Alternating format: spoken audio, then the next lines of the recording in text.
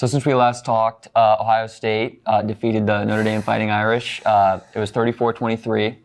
It was, I would say the first half, I think many people probably were expecting, Notre Dame had little chance at all.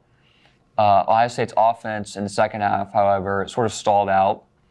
Notre Dame had a very valiant comeback effort to the point where, Ohio State needed a third down conversion on 3rd and 11 in order to really seal the game, and then, the subsequent field goal. Caleb, what do you think are your biggest takeaways, as a Notre Dame fan, watching that game? What are the things you see in that game that are real positives? I really like the fight of the team because they're down 31-7 at one point. You could have quit. They battle back. It comes all down to a 3rd and 11 stop, which they did not get overall. But, they were battling the entire game. I liked the first drive. That was incredibly promising. Went down the field, just marched, scored. Coming out the second half, not giving up.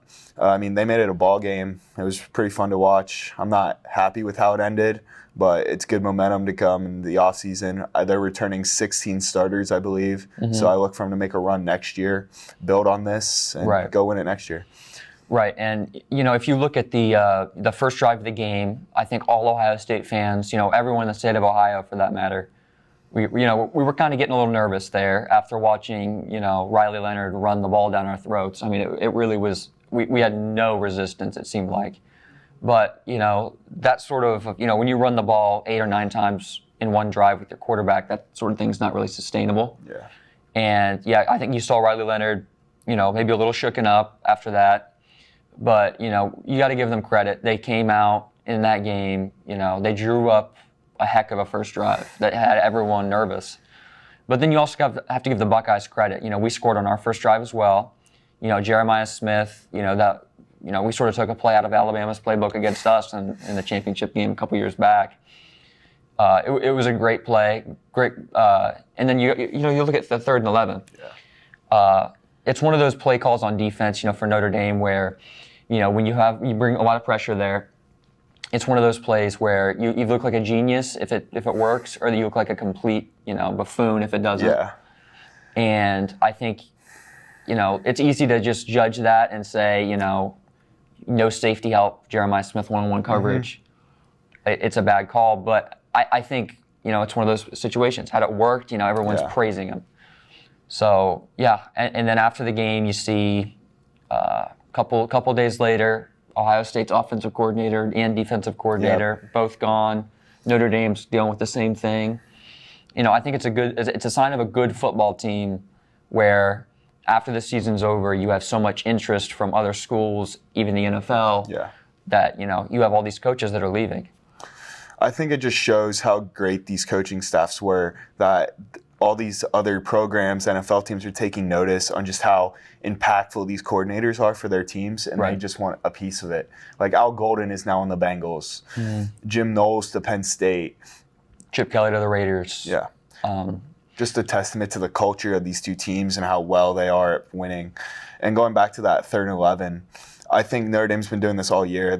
It's their bread and butter. Man coverage, we're going to press, we're going to bring pressure. I don't think you can go away from it in that moment. And like you said, if it works, you're a genius. If it doesn't, it's not looking great for you. And it was very close to working. Yeah. It really was. Will Howard had to make a perfect throw for that to work. It was a great play by Will Howard. Jeremiah Smith's unreal. So what do you think of the new offensive coordinator hiring for Ohio State and their defensive coordinating change? Well, I think you got to look at what Brian Hartline's done since he's gotten to Ohio State, and it's been, nothing short of, remarkable. The production and the talent that he's recruited. I think the number one thing from Hartline is the recruiting, right? He gets just the best players available, year in and year out. I think 2025 is maybe the first year in a while we haven't got maybe like a top 2 or top 3 receiver in the class. Yeah. So I think what he brings from a recruiting aspect is, probably second to none in college football in terms of, single position. I think, he needs to be a little bit more well-rounded. We'll see how it ends up working out. I don't know if he's really had play calling experience, but I really do love the hire. I think it's the hire you needed to make at the end of the day. What he's done more than deserves, being an offensive coordinator. And then defense, I think every Ohio State fan, a little shocked by it. I don't know why you would go, to a program that historically Ohio State, at least in the last 15 years, has dominated. Why you would go there? I think, he has hometown roots. You can use that as an excuse, but I think every Ohio State fan's a little let down by him. And I think it's going to be, I'm just going to be honest, it's going to be difficult to find a guy like Jim Knowles because, quite frankly, I don't know if there's a defensive coordinator, in college football right now with the resume of Jim Knowles and the experience that he has. So I think it's a big, it's a big hole for us that we need to fill. I would expect maybe James Laurinaitis being our candidate for defensive coordinator, or maybe we go somewhere else. But yeah, it won't be easy to replace someone like that, definitely. The Jim Knowles decision by him, I mean, I understand it. He got offered a lot of money, and it's hard to turn down that amount of money. I think the Heartline hire is going to be good. He's an elite recruiter, the best developer of wide receivers in college as of right now. Right. I think it's going to be really interesting, his play calling ability and how he develops his offensive scheme.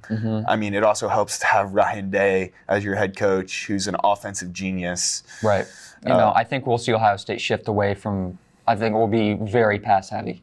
I think they're going to move more to an air raid instead of a more pro-style offense under Chip Kelly. Right. They're going to throw the ball around a lot, look to get these receivers the ball in open space, explosive plays. It's going to be an explosive offense. I think they're going to use the running backs more in the pass game is what I look for. In terms of like pass protection. Yeah. That sort of thing. And like run running backs on routes and just try and get them the ball because OSU has these explosive running backs out there.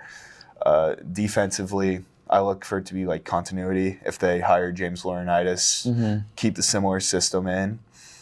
But losing Jim Knowles cannot be understated on how huge of a loss that is because he's arguably the best defensive coordinator in the college game right now. And losing him to a almost rival-like program at Penn State, who OSU and them play almost every year. It's always a good game. So we'll see how that impacts the future of their series when they play each other. And I like the extension of Ryan Day as well. I was on here calling for his job a couple months ago. I have to admit, the way that he turned the program around and the way the team seems to, respond to his leadership is really something special. And, I think it's 7 years now he's with us to 2031, $12.5 million a year. Obviously he's got some incentives in there to, that could go up.